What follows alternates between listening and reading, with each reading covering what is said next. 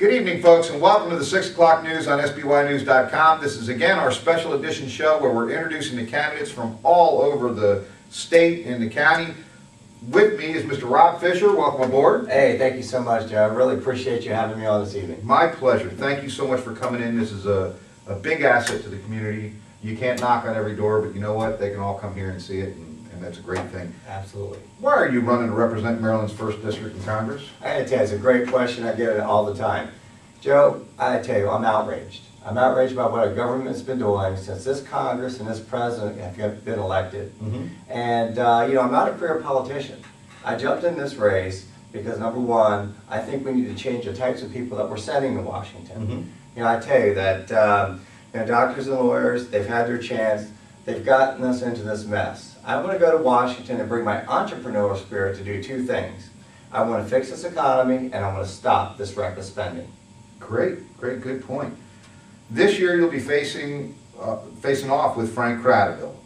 Why should the voters of Maryland in the 1st Congressional district choose you over Representative Frank Cradaville? I got to tell you, John McCain won this district in the last election by 18 points, plus 18. And we've got a Democrat, Frank Cradaville, sitting in the seat. I got to tell you that it has to deal with the strength of my opponent. I believe, take this very seriously. We need to make sure that Frank Cradaville gets out of that seat. And I believe that I am the only person in this race that is able to beat Frank Cradaville. Okay. What do you believe are the biggest challenges facing the Lower Shore? What are your solutions to those as well? That's a great question as well. I get that asked a lot. Number one, it's the economy. Jobs, jobs, jobs. I keep asking all the politicians out there, where are the jobs? Parts of the Eastern Shore and the 1st District are sitting at 14% unemployment. That's unconscionable. That's some of the highest in the United States.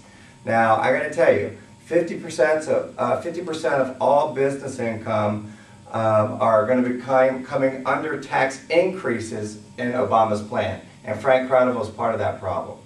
Okay. Okay, another one of the challenges faced in the Eastern Shore, I think we need to continue to support the sex offender laws.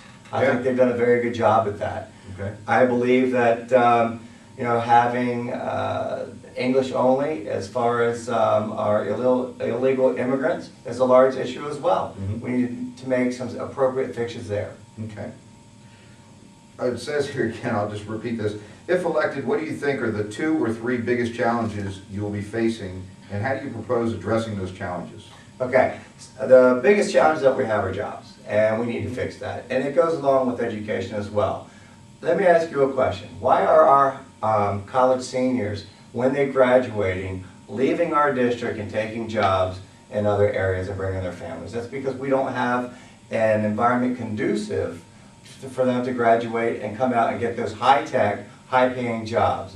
I like to create an environment where not only can free enterprise thrive, but also entrepreneurship, and we have to make sure that we can create that environment. So why can't we make the Eastern Shore the next bastion of a high-tech environment? How do we do that? We're 90 miles away from Washington, D.C. You can get here by plane, car, trail, or Bay runners. And bay runners. Anyway, at the end of the day, we need to be able to have jobs, high-tech jobs, for our graduating seniors to move into. And I propose to make plans to change that. Great. Rob, we know that you're an advocate for reducing the size of federal government. Can you give us some specific areas or programs that you support cutting or eliminating? Absolutely. I got to tell you that it's my opinion, as a Reagan conservative, that we need a smaller, smarter, more responsible government. There are plenty of areas that we can streamline this government. Number one, you talked about the Department of Education, Department of Energy. There are many, many departments where we can streamline and cut. As a matter of fact, this week there was a piece that was released in the Washington Post from WikiLeaks.com that really put a big dent and detriment to our intelligence agencies. I own a defense contracting company where we support a warfighter in a theater. We also support the Department of Defense and the clandestine intelligence agency. So I'm an advocate of making sure that, number one, we have the best intelligence that we can to support our war fighters. Mhm. But there are places that can be cut. Mhm. The biggest cuts need to be around education and energy. Okay. Your opposition to the Democratic health care bill, better known as Obamacare, is well known. Will you support legislation to repeal it? Will you support defunding it? If not, why? Well, I can tell you this. Most of the people that have spoken or know me understand my position on the health care bill. I was against it, number one. Will I support legislation to repeal it? Absolutely. But let's be realistic.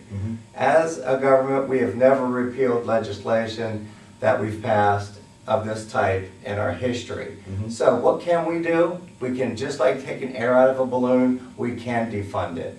We will win back the House, win back the Senate, and let's just take the teeth out of it. Wow, good point. Listen, that's the standard line of questions we have. I've met your beautiful fiance. Can you tell us a little bit of the history about you and where you're from and what you're all about? Absolutely. Thank you so much for giving me the opportunity to do that. I was born and raised in the heart of the 1st District in Federalsburg. I was born in Salisbury, Maryland at PRMC. Okay. I grew up in Federalsburg, Maryland, and Caroline County. I graduated from Colonel Richardson High School. So I understand the core values and the roots that we have here. My family goes back 6 generations on the Eastern Shore. I understand the hearts and minds of the folks of the Eastern Shore. Now, the district is large.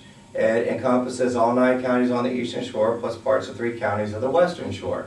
I believe we need a representative that understands the core beliefs of the hearts and minds of the people on the Eastern Shore.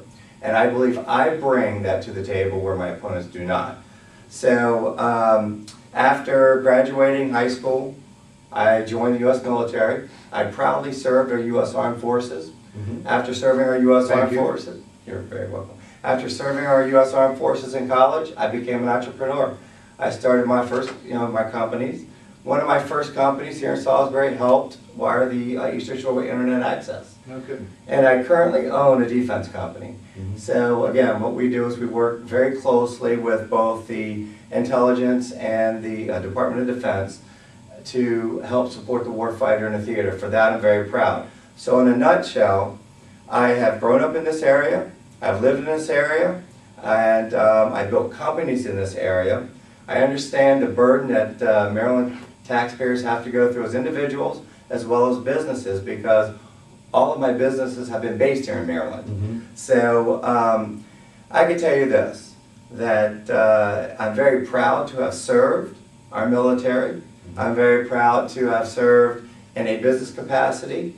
I'm very proud to now serve as Maryland's next congressman in the 1st District. Wonderful. Well, we can't thank you enough for taking the time to come here and express this with the folks following Salisbury News. And we wish you the best of luck, Rob. You're a good man. We appreciate you coming in. Thank you, Joe. Thank you so very much. My pleasure. Folks, we appreciate your support and being here. We'll see you again tomorrow night. Thanks again.